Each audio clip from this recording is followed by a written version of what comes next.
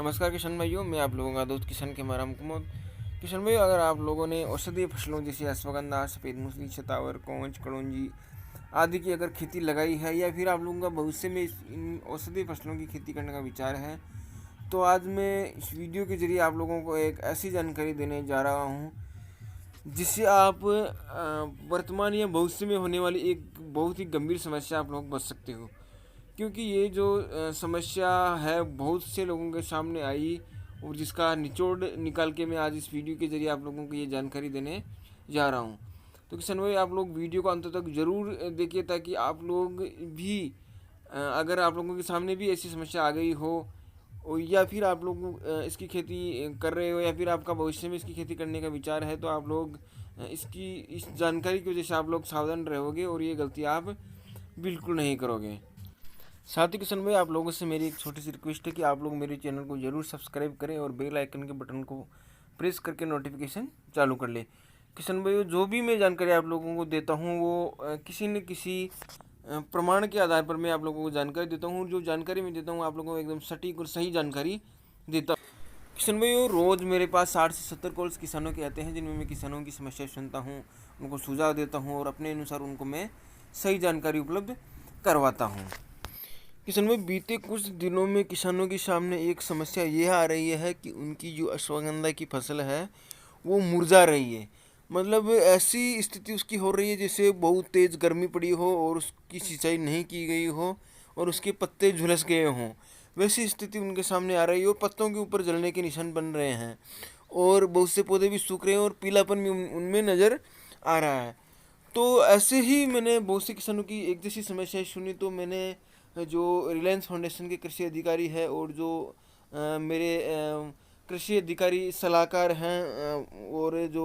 पुराने किसान हैं, मैंने उन किसानों से इसके बारे में कुछ जानकारी जुटाई। तो निचोड़ उनका यह है, उन्होंने बताया कि इसमें जो है अगर नाइट्रोजन की मात्रा अगर ज़्यादा हो जाती है,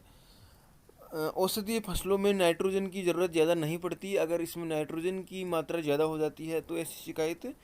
आ सकती है। फिर मैंने उन सभी किसानों को कॉल बैक किया, सभी किसानों से बात की और उनसे पूछा कि क्या उन्होंने अपनी फसलों में यूरिया का इस्तेमाल किया था, यूरिया का उपयोग उन्होंने किया था। तो सभी किसानों ने, जिन जिन किसानों के सामने ये समस्या आई, उन सभी किसानों ने यूरिया डाला था, सभी किसानों ने यूरिया का इस्तेमाल किया था।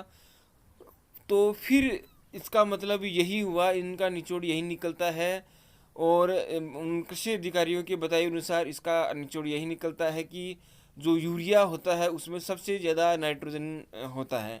और औषधीय फसलों में नाइट्रोजन की ज़्यादा ज़रूरत नहीं होती। अगर उनमें नाइट्रोजन की मात्रा अगर ज़्यादा हो जाती है तो या तो उनके जो पत्ते हैं वो झुलस जाएंगे या फिर उनकी जो जड़ है उनमें गांठे गांठे सी पड़ जाएगी। क्योंकि अत्यधिक अगर नाइट्रोजन फसलों में हो जाती है और जिन फसलों की सिर्फ रूट्स काम आती, जड़ काम आती, उन फसलों में नाइट्रोजन की बहुत ही कम ज़रूरत पड़ती है। तो किसान भाई, आप लोग इस बात का ज़रूर ध्यान रखिएगा कि आप लोग जो, अगर आप लोगों ने औषधि फसलों की खेती लगा रखी है, चाहे किसी भी प्रकार की औषधि फसल हो, सफ़ेद मूसली हो, अश्वगंधा हो, सतावर हो, कलौंजी हो, किसी भी प्रकार की औषधि अगर फसल आप लोगों ने लगा रखी है, तो उसमें जहाँ तक हो सके आप लोगों को ऑर्गेनिक और जैविक खादों का ही इस्तेमाल करना है। आप बाज़ार से भी ऑर्गेनिक खाद खरीद सकते हो और अपने घर पर भी ऑर्गेनिक खाद तैयार कर सकते हो। लेकिन आप लोगों को ये चीज़ ज़रूर ध्यान में रखनी है, अन्यथा आप लोग भी इस समस्या के शिकार हो जाओगे और बहुत बड़ी उलझन में आप लोग फंस जाओगे। आप लोगों को यूरिया का इस्तेमाल बिल्कुल नहीं करना है और आप लोग अगर यूरिया का आप लोगों को मतलब कोई ऑर्गेनिक खाद आप लोगों को उपलब्ध नहीं हो पाती है, तो आप लोग अगर यूरिया का इस्तेमाल करना चाहते भी हो तो आप लोगों को कम से कम, बिल्कुल कम आप लोगों को यूरिया का उपयोग आपकी फसलों में करना है, अन्यथा आप लोगों को यूरिया का इस्तेमाल बिल्कुल नहीं करना।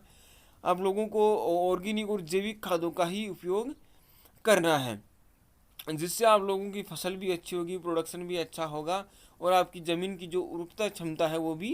लगातार बनी रहेगी। किसान भाई, वो वीडियो भी थोड़ा लंबा हो चुका है, आज के लिए बस इस वीडियो में इतना ही। मिलते हैं एक अगले वीडियो में एक नई जानकारी के साथ में। तब तक के लिए नमस्कार, जय हिंद, जय भारत, जय जवान, जय किसान, धन्यवाद।